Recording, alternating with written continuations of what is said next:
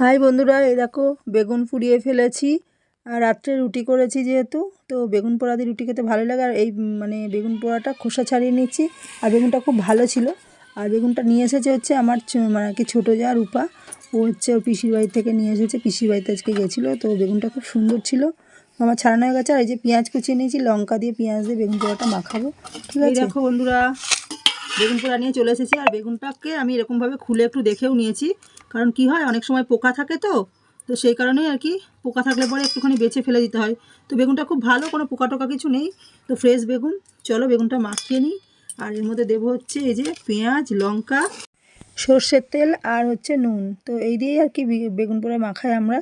তো তোমরা সবাই বেগুন পোড়া খাচ্ছ তো? শীতকাল পড়ে গেছে আর এত বেগুন বাজারে, কত ভালো ভালো বেগুন। আর কি বলো তো, অনেকদিন বেগুন পোড়া খাওয়া হয়নি, ওই জন্য ভাবলাম যে বেগুনটা তেল দিয়ে দিয়েছি।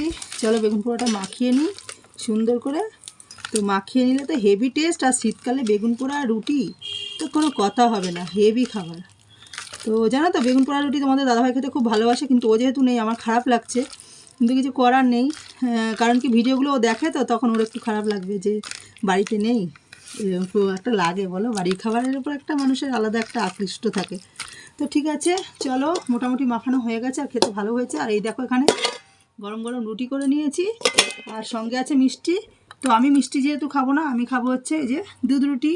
তো আমার জন্য দুধ আছে, আর ছেলে মিষ্টি দিয়ে বেগুন পোড়া দিয়ে খাবে, আমি বেগুন পোড়া দিয়ে খেয়ে নিয়ে দুধ দিয়ে খাবো। ঠিক আছে, চলো খেতে দিয়ে দিই ছেলেকে। তো দারুণ খেতে হয়েছে, আমি একটু খেয়ে দেখি কেমন হয়েছে, একটু টেস্ট করে নিই। হ্যাঁ চলো একটু টেস্ট করে নিই কেমন হয়েছে। হ্যাপি হয়েছে, চলো রুটি দিয়ে তাড়াতাড়ি খেয়ে নিই।